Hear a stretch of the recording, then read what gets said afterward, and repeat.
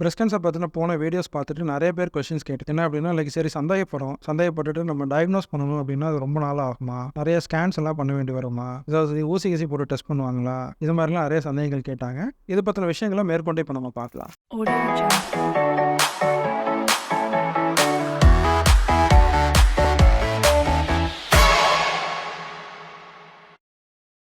இப்போ ஒருத்தருக்கு கேன்சர்னு சஸ்பெக்ட் பண்ணுறாங்க. சஸ்பெக்ட் பண்ணுறதுக்கு என்ன நம்ம ஏற்கனவே சொல்லியிருக்கோம், ஏதாவது அப்நார்மலான கட்டி, ஏதாவது ஸ்கின் சேஞ்சஸ், ஏதாவது இல்லை பிரஸ்ட் ஷேப் மாறுறது, இது மாதிரி தொந்தரவுகள் இருக்குது. டாக்டர் போய் பார்த்தாங்க அப்படின்னா அடுத்து அந்த டாக்டர் என்ன பண்ண போகிறாங்க. ஸோ இது பிரஸ்ட் கேன்சர் டயக்னோசிஸில் 3 ஸ்டெப் இருக்குது. ஃபஸ்ட்டு என்ன அப்படின்னா டாக்டர் கிளினிக்கலாக எக்ஸாமின் பண்ணுறது, அதாவது கை வச்சு கட்டி என்ன இருக்குது ஏது இருக்குது அப்படின்றத எக்ஸாமின் பண்ணுறது ஃபஸ்ட்டு ஸ்டெப். ரெண்டாவது ஸ்டெப்பு பிரஸ்ட்டில் என்ன மாதிரி கட்டி இருக்குன்றத இமேஜிங் மூலம் பார்க்குறது. அதாவது இமேஜிங்னா அது அல்ட்ராசவுண்டாக இருக்கலாம், இல்லை எக்ஸ்ரேவாக இருக்கலாம். இது மூலமாக பார்க்குறது. இது ரெண்டாவது ஸ்டெப்பு. மூணாவது ஸ்டெப்பு கேன்சராக இருக்கும்னு சந்தேகம் வந்துச்சு அப்படின்னா அது கேன்சர் தானான்னு கன்ஃபார்ம் பண்ணுறதுக்கு சின்னதாக ஒரு நீடில் போட்டு ஒரு டெஸ்ட் பண்ணி பார்க்குறது. ஸோ இந்த 3 ஸ்டெப்பு மூலமாக தான் ஒருத்தருக்கு கேன்சர் இருக்குது இல்லைன்றதை நம்ம கன்ஃபார்ம் பண்ண முடியும். ஸ்கேன் பண்ணணும்னு சொன்னீங்க டாக்டர், என்ன ஸ்கேன் பண்ணணும், சிடி ஸ்கேன், எம்ஆர்ஐ ஸ்கேன் அந்த மாதிரி ஸ்கேன் பண்ணணுமா அப்படின்னு ஒரு டவுட் இருக்கும். ஜென்ரலாக என்ன சொல்லுவோம், 40 வயசுக்கு மேலே கீழேன்னு பிரிச்சிருவோம். இப்போ 40 வயசு மேலே உள்ளவங்களுக்கு எக்ஸ்ரே மூலமாக செக் பண்ணுவோம். அதை எக்ஸ்ரே மேமோகிராம் அப்படின்னு சொல்லுவோம். 40 வயசு கீழே உள்ளவங்கள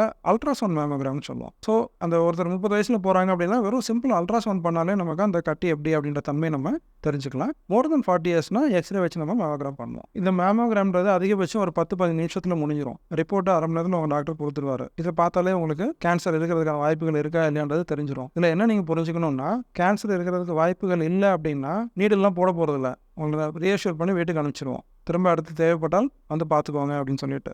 இப்போ ஊசி போட்டு செக் பண்ணுவீங்கன்னு சொன்னீங்களே, அதுக்கெல்லாம் அட்மிஷன்லாம் போடணுமா, ரொம்ப வலி இருக்குமா, இது மாதிரிலாம் சில பேருக்கு பயம் இருக்கும். அந்த ப்ரொசீஜர் பார்த்தீங்கன்னா எஃப்என்ஏசி அப்படின்னு சொல்லுவோம். எஃப்என்ஏசினா சின்னதாக நம்ம இன்ஜெக்ஷன்லாம் போடுறோம் இல்லையா, அந்த மாதிரி ஒரு ஊசியை அந்த கட்டி இருக்க இடத்துல வச்சுட்டு அந்த செல்ஸை கொஞ்சம் அஸ்பிரேட் பண்ணிவிட்டு அதை நம்ம டிஷ்யூ டயக்னோசிஸ்க்கு அனுப்பிச்சிடுவோம். ரிப்போர்ட் வரக்கு ஒரு 2-3 days ஆகும். இது பெயின்ஃபுல் ப்ரொசீஜர்லாம் கிடையாது, சாதாரண ஊசி போடுற மாதிரி தான். முடிச்சுட்டு அன்றைக்கே உங்களை வீட்டுக்கு அனுப்பிச்சிடுவோம். இன்ஃபேக்ட் மாத்திரை மருந்து எதுவும் கூட தேவை கிடையாது. ஸோ இந்த டெஸ்ட்டு நினச்சின்னா நீங்கள் பயப்படணும்னு அவசியம் கிடையாது. டெஸ்ட் வேணால் ஈஸியான டெஸ்ட்டாக இருக்கலாம், ஆனால் அதோட ரிசல்ட் ரொம்ப முக்கியம். இப்போ அந்த ரிசல்ட்டில் இன்கேஸ் டவுட்ஃபுல்லாக வந்திருக்கு அப்படின்னா உடனடியாக நம்ம ட்ரீட்மெண்ட்டுக்கு போகணும். ஸோ இந்த டெஸ்ட் பண்ணுறதை நீங்கள் என்ன பண்ணக்கூடாது, டிலே பண்ணக்கூடாது. இந்த டெஸ்ட்டு சின்ன டெஸ்ட்டாக இருந்தாலும் இதை எடுக்கிற தேதி ரொம்ப முக்கியம். இதே டெஸ்ட்டு தான் என்றைக்கு வந்தாலும் நம்ம எடுக்க போகிறோம். நான் இந்த டெஸ்ட்டை நீங்கள் லேட்டாக வர உங்கள் கேன்சரோட ஸ்டேஜ் மாறிக்கிட்டே இருக்கும். சீக்கிரம் வந்தீங்கன்னா 2 நாளில் இந்த டெஸ்ட் முடிச்சுட்டு ரிசல்ட் தெரிஞ்சுக்கலாம். இந்த டெஸ்ட்டெல்லாம் நம்ம சொல்கிறோம், ஆனால் நிறைய பேர் இந்த டெஸ்ட் பண்ணுறதுக்கே பயப்படுவாங்க.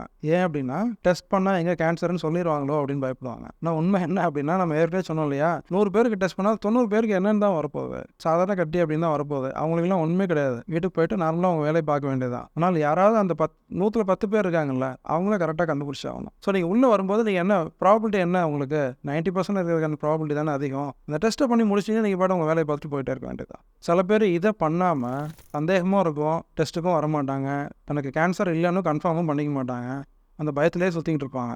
அது எதுக்கு அந்த பீஸ் ஆஃப் மைண்ட் தொலைச்சிட்டு அவங்க என்ன சாதிக்க போகிறாங்க? 2 நாள் வந்தால் வேலையை முடிச்சுட்டு போய்க்கலாம் இல்லையா?